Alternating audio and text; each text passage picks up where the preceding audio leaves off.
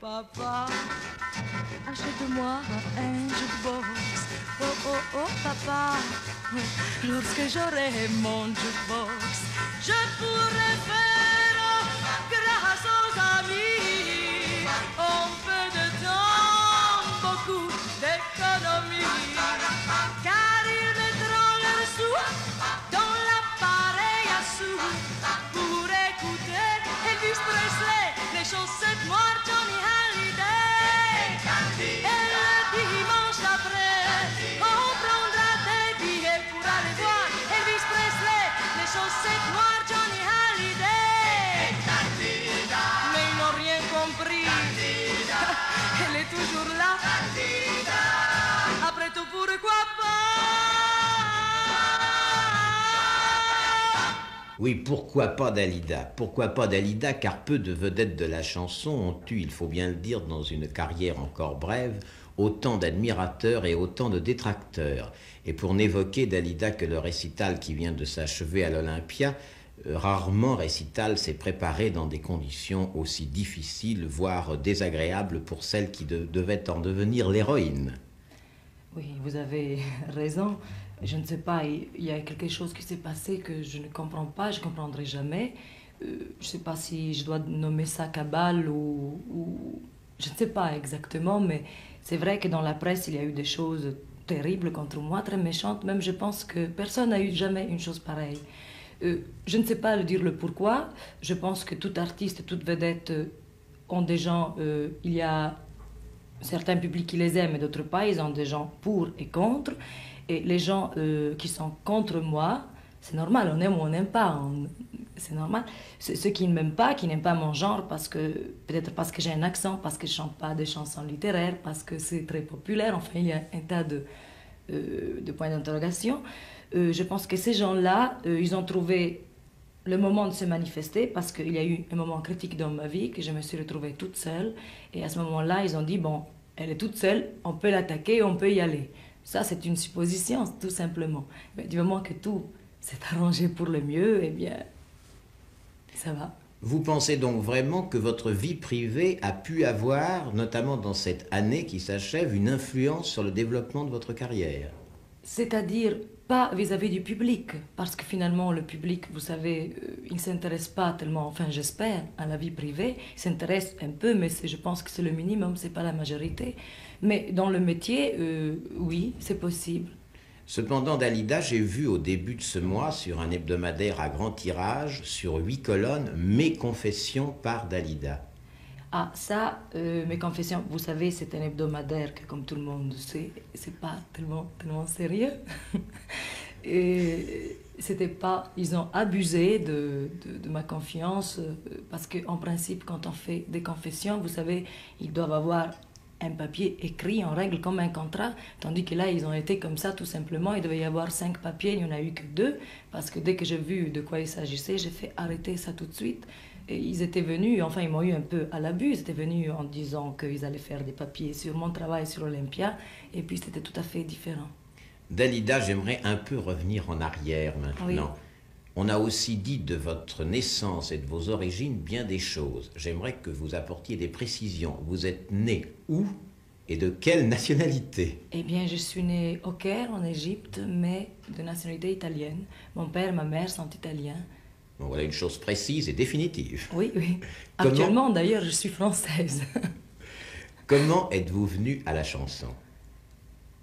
Oh, il y a exactement 6 ans. Il faut dire que j'ai eu énormément de chance parce que je suis restée seulement 1 an, comme ça, sans rien faire, si vous voulez, oui. Mais je n'étais pas du tout dans le métier, je connaissais personne. Et c'était seulement en 1956. J'étais comme tout le monde dans une audition d'amateur à l'Olympia. C'est là que j'ai rencontré M. Eddie Barclay et M. Lucien Maurice. Et ce sont les 2 personnages qui ont fait de moi, qui ont contribué un peu à ce que je suis. Vous avez eu un prix de beauté. Oui, mais ça n'a rien à voir avec ma carrière. Pensez-vous être entre les mains de vos éditeurs qui choisissent pour vous des chansons en fonction de ce qui peut plaire à un certain public? C'est-à-dire, on est un peu, pas en général dans les mains des éditeurs, parce que finalement, les chansons, c'est moi qui les choisis. On me montre des chansons, puis c'est moi qui choisis toujours. Et moi, les chansons, quand on me les présente, si je ressens un choc, elle est bonne. Enfin, sinon, c'est comme ça que je les choisis. Ou alors, ce sont des chansons vraiment qui racontent des histoires, qui sont des chansons de scène formidables. Ici, chez vous, dans cet appartement douillet où vous nous avez reçus, lorsque vous êtes toute seule avec vous-même, à quoi attribuez-vous votre succès? Oh, mais ça, c'est très difficile à dire, vous savez. Je ne sais pas, ce sont des choses que moi, je ne peux pas savoir. Je pense que peut-être vous devez le savoir mieux que moi, ou le public doit le savoir mieux que moi. Mais moi, je ne sais pas, tout ce que je sais, c'est qu'il faut énormément travailler et que on n'a rien pour rien et que ce n'est pas vrai quand on dit il y a des gens qui ont de la chance et d'autres pas, parce que tout le monde dans sa vie a un moment de chance, il faut savoir la saisir et il faut savoir la travailler. Je pense que c'est le travail, la réussite. Êtes-vous une vedette intéressée? Intéressée, comment? C'est-à-dire que je fais des choses pour gagner de l'argent ou... non, je ne pense pas. Je ne pense pas. Bien sûr, il faut gagner sa vie, c'est normal. L'argent, tout le monde aime ça, on ne peut pas dire qu'on n'aime pas l'argent. Mais je ne base pas ma carrière sur de l'argent parce que je trouve qu'une carrière, pour être surtout longue, il ne faut pas se baser sur l'argent parce qu'il y a des choses qu'il faut faire, qui font bien à la carrière, qu'il ne faut demander pas un sou. Il y en a d'autres qu'il faut demander énormément d'argent parce que pour la carrière, ça ne sert à rien. Alors vous savez, c'est très... Un professeur d'université gagne beaucoup moins d'argent que vous. Pensez-vous que ce soit normal que pour un gala, vous gagnez autant d'argent? Écoutez, je ne sais pas si c'est normal, mais je pense que dans un gala, si on me donne de l'argent, c'est parce que ces gens-là qui me donnent cet argent-là, ils en ont gagné plus. Depuis 10 minutes, nous sommes ensemble. Il y a les caméras de la télévision. Êtes-vous sincère? Je pense que oui. Avez-vous oublié ces caméras? Oui, d'ailleurs, je les regarde très peu. Alors, encore une question. Dalida, quels sont vos défauts? Oh là là, je n'ai pas assez de doigts pour les compter. Sûrement, je vais avoir beaucoup de défauts. Ceux qui vous viennent. Mais il y a enfin, qui est terrible, c'est que je suis énormément nerveuse. Je suis très, très, très nerveuse. Absolument. Alors, je peux exploser, même en public, des fois. Ça s'est passé déjà? Oui, des fois, ça m'est arrivé. Rarement, mais ça m'est déjà arrivé. 2 questions encore, qui ne vont pas vous faire exploser, j'espère. Plutôt 2 noms. Le premier, Gloria Lasso. Oh, ça ne me fait pas exploser du tout, parce que Gloria Lasso, pour moi, elle m'a jamais rien fait. Je trouve que dans ce métier, il y a de la place pour tout le monde. Même je trouve qu'on n'est pas assez, qu'il faudrait encore en fabriquer des vedettes. Pensez-vous que dans 10 ans, il y aura encore Dalida sur les ondes et sur les écrans de la télévision?